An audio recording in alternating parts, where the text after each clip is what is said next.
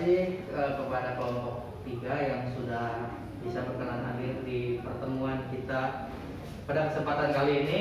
Ya, sebelumnya Bapak mohon maaf karena pembelajaran tidak bisa kondusif seperti biasanya. Karena kita masih di di situasi pandemi seperti ini ya. Harusnya kita itu daring. Kita tidak bertatap muka seperti ini. Tapi dikarenakan satu dan lain hal, ya banyak kendala yang kita lalui lah. Kalau misalnya daring itu banyak sekali kendalanya, terutama dari kalian yang sebagian besar tidak memiliki gadget, jadi Bapak kesulitan dalam menyampaikan materi maupun tugas-tugas yang diberikan. Ya, namun terlepas dari itu semua, ya semoga pandemi ini kita segera selesai, kemudian kita selalu diberikan kesehatan agar pembelajaran bisa berlangsung seperti biasanya. Ya, karena alhamdulillah Bapak juga kemarin sudah selesai vaksin, jadi alhamdulillah tubuh Bapak sudah bisa menerima kalau misalnya Bapak terpapar. Tapi itu pun bukan berarti Bapak tidak akan terinfeksi, pasti terinfeksi. Tapi tubuh Bapak sudah terbiasa karena corona gitu kan. Nah, baik, sebelum kita masuk ke pembelajaran kita pada kesempatan kali ini, Bapak akan mengulas kembali beberapa materi yang sudah kita pelajari kemarin. Salah satunya yaitu alasan kenapa bangsa Eropa atau bangsa Barat datang ke Indonesia. Apa coba alasannya? Masih ingat? Apa? Rempah-rempah. Betul. Tujuan utamanya adalah mencari rempah-rempah. Karena Indonesia itu terkenal sangat kaya sekali akan rempah-rempah. Contohnya? Rempah-rempahnya contohnya? Kunyit. Terus? Yang paling terkenal? Cengkeh. Ada lagi lada dan lain sebagainya. Banyak sekali yang hanya ada di Indonesia. Luar negara lain belum punya. Baru Indonesia saja yang punya. Makanya bangsa Barat itu berlomba-lomba datang ke Indonesia. Tujuannya kemarin ada 3G, ada 1I. Apa yang 3G apa? Gold, Gospel, Glory. Dan I-nya? Iptek. Ada gold, gospel, glory. Gold itu kekayaan. Mereka datang ke negara kita untuk mencari kekayaan, mengeruk kekayaan yang ada di bumi Indonesia. Kemudian gospel. Gospel itu adalah mereka menyebarkan agama. Seperti yang kita ketahui, di Indonesia kan kita itu negara yang beraneka macam suku, budaya, ras, ya, terutama dari segi agama. Nah, agama yang mereka bawa itu akhirnya berkembang di Indonesia. Contohnya penganut paling besar di Indonesia apa? Agama apa? Islam. Islam itu negara yang dibawa oleh bangsa luar. Bukan asli dari Indonesia, bukan. Termasuk Kristen, Konghucu, Hindu, Buddha, gitu kan? Itu adalah agama-agama yang ditularkan, yang dibawa oleh para pedagang tadi. Niatnya cari rempah-rempah, mencari kekayaan ya. Kemudian dia menyebarkan agama. Setelah menyebarkan agama dan kaya, akhirnya dia mencapai glory, yaitu kemenangan atau kejayaan. Selain itu juga ada 1I, yaitu iptek. Seiring berkembangannya zaman, kalau zaman dahulu kan dari Belanda misalkan mau datang ke Indonesia kan mereka hanya mengandalkan angin, angklung di samudra, hanya mengandalkan angin. Nah, seiring berjalannya waktu semakin canggih, maka persiapan mereka pun semakin matang. Akhirnya nanti dicetuskan ada yang penemu kompas dan lain sebagainya. Ya, baik.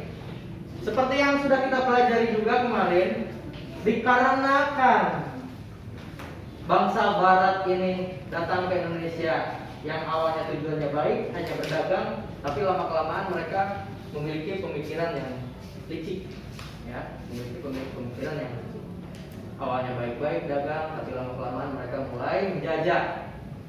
Karena mereka berpikir, kalau misalkan bisa mengeruk sebanyak-banyaknya, kenapa tidak, gitu kan? Akhirnya Dijajahlah bangsa asli Indonesia. Tapi perlawanannya hanya sebatas daerah-daerah saja, gitu kan? Misalkan orang Banten, awal mula datangnya bangsa Belanda kan sebenarnya di Banten. Di Banten awalnya mereka menerima, tapi lama-kelamaan kok terasa ya politik ini Belanda itu. Akhirnya warga Banten melawan. Warga Banten melawan, mungkin Belandanya kalah. Dia tidak keluar dari Indonesia, tapi hanya berpindah tempat saja. Mungkin dari Pulau Jawa dia ke Sumatera, nyebrang. Dari Sumatera dia dilawan lagi, pindah lagi ke Kalimantan, terus saja seperti itu. Dan akhirnya penjajahan terus berlanjut. Nah, maka berinisiatif nih, kumaha carana supaya para penjajah ini keluar dari Indonesia. Akhirnya masyarakat Indonesia bersatu melalui ikrar oleh para pemuda. Ada yang masih ingat disebutnya apa? Sumpah Pemuda. Para pemuda berkumpul dari Aceh, dari Sabang sampai Merauke berkumpul. Kita berikrar para pemuda untuk bersatu dan untuk melawan penjajahan. Akhirnya mereka berikrar, dicetuskanlah Sumpah Pemuda yang berbunyi apa? Tahu Sumpah Pemuda? Kami pemuda-pemudi Indonesia berbangsa satu, bangsa Indonesia, berbahasa satu, bahasa Indonesia. Itu bertumpah darah satu, tumpah darah Indonesia. Jadi intinya semua berkorban demi Indonesia. Nah, akhirnya para pemuda ini dengan semangatnya yang tinggi, mencoba meyakinkan kaum tua. Kaum tua itu adalah para pemikir-pemikir dan para pejuang, para pahlawan proklamator pada saat itu. Ya, berkumpul dan nanti akan menyambung dengan materi yang akan kita pelajari hari ini. Enggak, silakan dibuka bukunya. Dibuka halaman 79. Silakan, halaman 79 dibuka.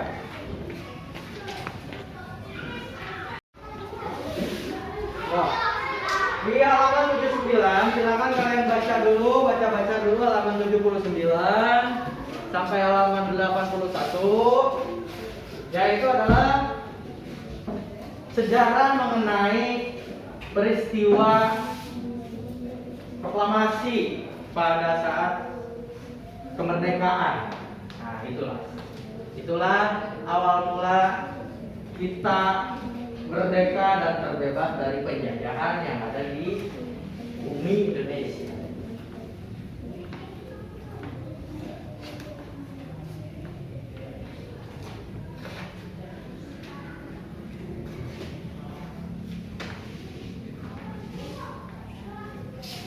Baik, oke, sudah selesai. Ya, baik. Di halaman 81 ada beberapa pertanyaan. Nah, Bapak akan menanyakan pertanyaan tersebut secara random ke kalian, ya.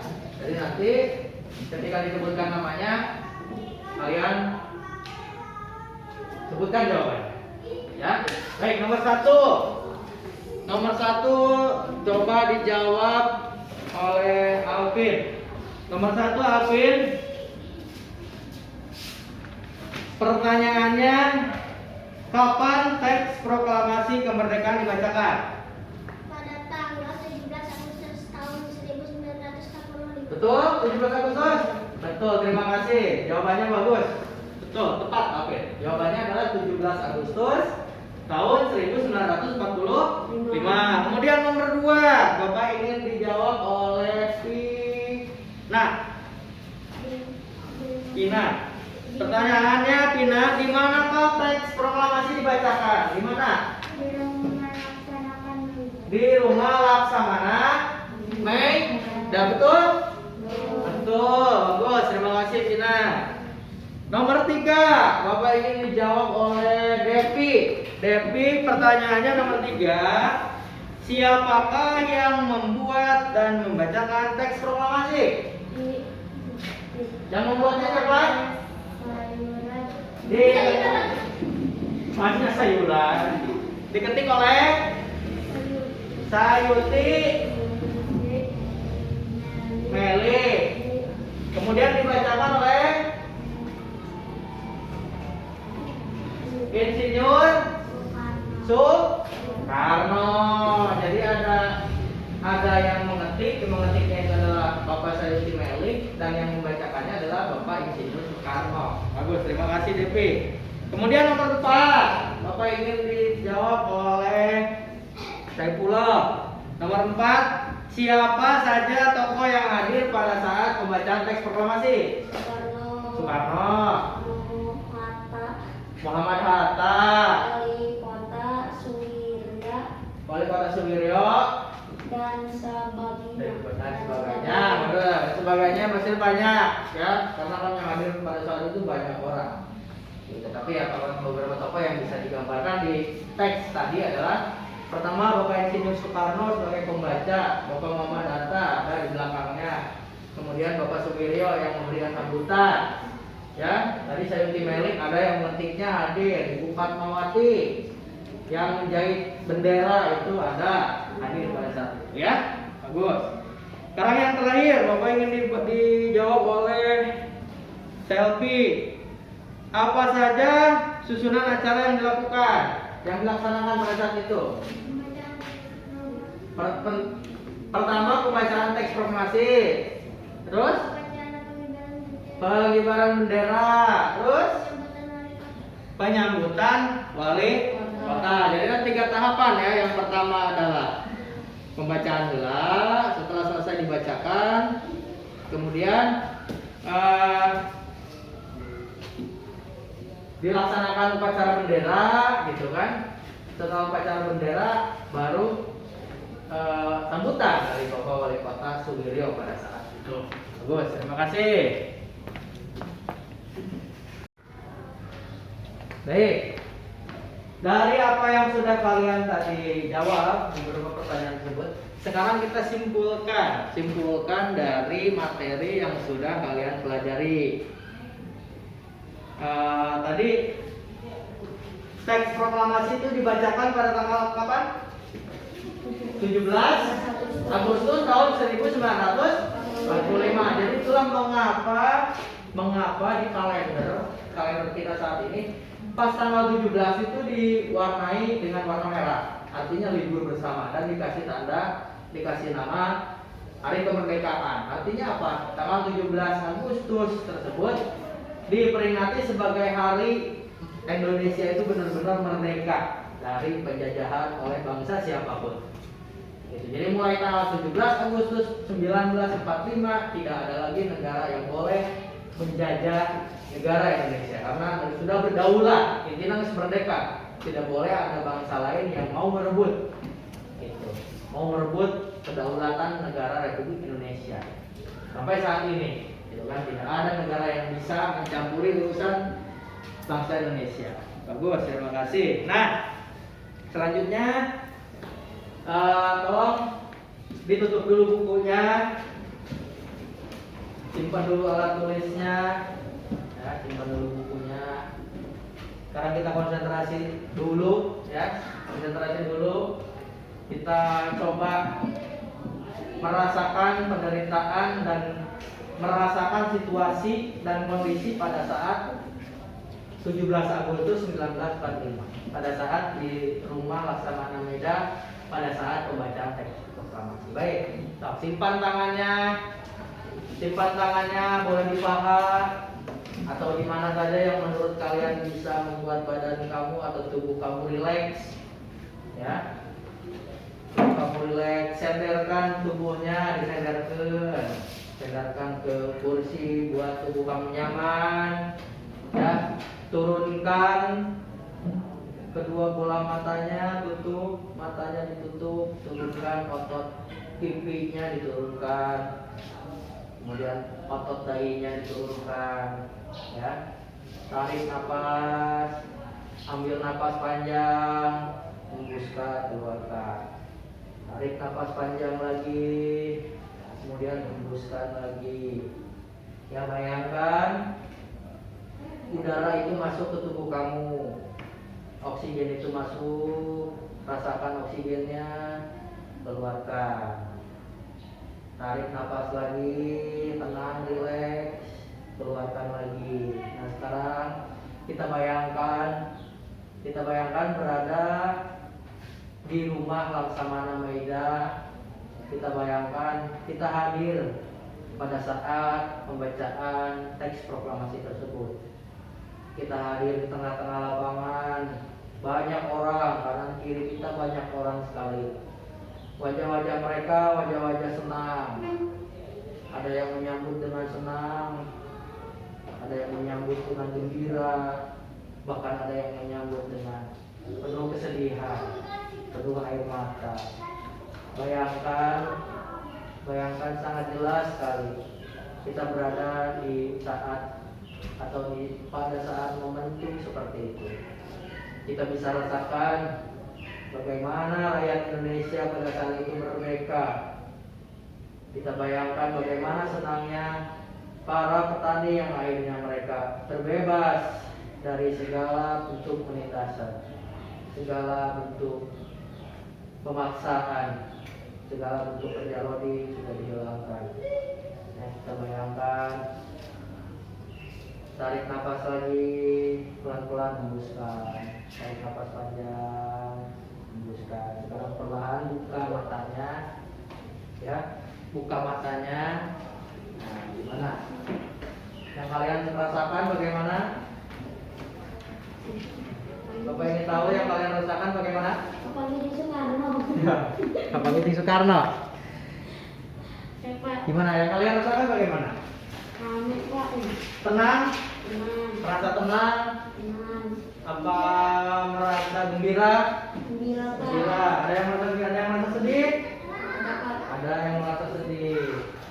Ya, berarti kamu sudah bisa merasakan orang-orang yang pada saat mungkin dari kamu, ya, aki gitu kan, buyut, ya, yang kalau misalnya masih hidup mungkin sekarang umurnya sudah di atas 100 tahun, ya, orang yang sudah di atas 100 tahun pasti merasakan bagaimana penderitaan pada saat zaman tersebut, ya.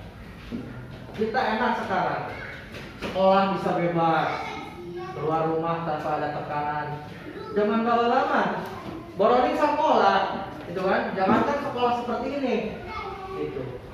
Mau keluar rumah saja sudah banyak para penjajah. Pokoknya kalau terlihat kita santai-santai, mereka tidak mau, harus kerja. Pokoknya gawe. Apalagi para petani, kalau hasil panennya tidak sesuai dengan apa yang mereka inginkan, disiksa. Makanya banyak kejadian, para petani banyak yang meninggal, ya, tubuhnya banyak tersiksa dan tidak mendapatkan hasil apa-apa gitu. Hasilnya dikeruk semua oleh mereka, para penjajah. Makanya kita beruntung pada hari ini kita sudah diberikan kemerdekaan, sudah diberikan kebebasan, sehingga tidak ada lagi negara yang bisa menyentuh kita, tidak ada lagi negara yang bisa menjajah kita, ya. Baik, untuk tugas di rumah, ya, kembali silakan dicek, dibuka buku paketnya. Untuk tugas di rumah silakan kalian kerjakan yang ada tugas di buku paket. Halaman 82. Nanti di sana jawabannya boleh kalian menuliskan kembali, ya, jadi tulis dulu soalnya kembali, kemudian tulis jawabannya di bawah di buku tugas kalian, di buku tulis atau di buku tugas kalian. Boleh menggunakan video, artinya kamu merekam video, ya, videonya rekam, kamu jawab pertanyaan sambil direkam, ya, sambil direkam, lalu nanti hasilnya setelah selesai hasilnya kirim ke bapak. Ataupun boleh melakukannya dalam bentuk suara saja, voice note atau rekaman suara. Ya, silakan, bapak berikan kesempatan. Mau yang menulis silakan, mau yang membuat video silakan, atau yang hanya merekam saja suaranya boleh. Nanti bentuknya kalau video dan rekaman suara kirim ke nomor WA Bapak atau ke email boleh. Tapi kalau yang menuliskannya menggunakan atau di buku tulis, nanti dikumpulkan, diberi identitas kalian, ya.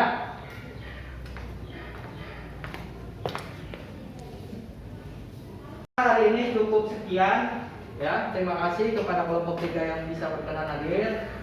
Tanjentinya Bapak ingatkan kalian, dikarenakan masih situasi pandemi, masih belum stabil, masih banyak yang terpapar terinfeksi virus corona ya.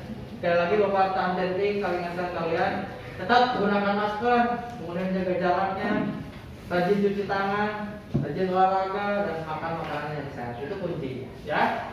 Terima kasih untuk yang berkenan hadir pada saat ini. Kurang lebihnya mohon maaf. Bapak cukupkan sekian ya. Sebelum kita mulai sebelum kita akhiri pembelajaran kita kali ini, baiknya kita berdoa terlebih dahulu. Berdoa, silakan.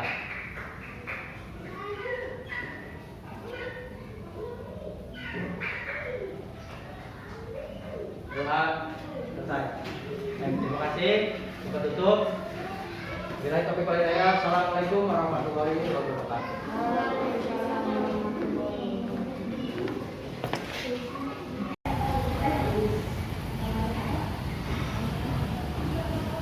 Baik. Assalamualaikum warahmatullahi wabarakatuh. Saya Sanjaya Kusuma. Saya merupakan calon guru penggerak angkatan pertama dari Kabupaten Bogor. Saya akan mencoba merefleksikan apa yang sudah saya lakukan di video awal tadi. Di video tadi saya melakukan pembelajaran berdiferensiasi dan pembelajaran KSE, yaitu keterampilan sosial emosional. Dari apa yang sudah saya lakukan tadi, pembelajaran berdiferensiasi yang saya lakukan itu lebih menekankan ke diferensiasi konten dan ke diferensiasi produk. Walaupun di diferensiasi proses saya melakukan refleksi, sedikit banyaknya saya melakukan berdiferensiasi proses. Kemudian selain itu juga saya melakukan KSE, keterampilan sosial emosional. Dari yang sudah saya lakukan, bisa ditarik kesimpulan bahwa pembelajaran KSE itu sangat berdampak sekali terhadap psikologi siswa. Terlebih jika penyampaian KSE tersebut itu dilakukan dengan sungguh-sungguh dan diikuti oleh seluruh siswa dengan sungguh-sungguh. Dan saya yakin jika KSE dan berdiferensiasi ini kita terapkan dalam pembelajaran sehari-hari, maka pembelajaran yang Bapak dan Ibu guru lakukan akan sangat bermakna sekali bagi siswa yang ada di kelas ini. Terima kasih.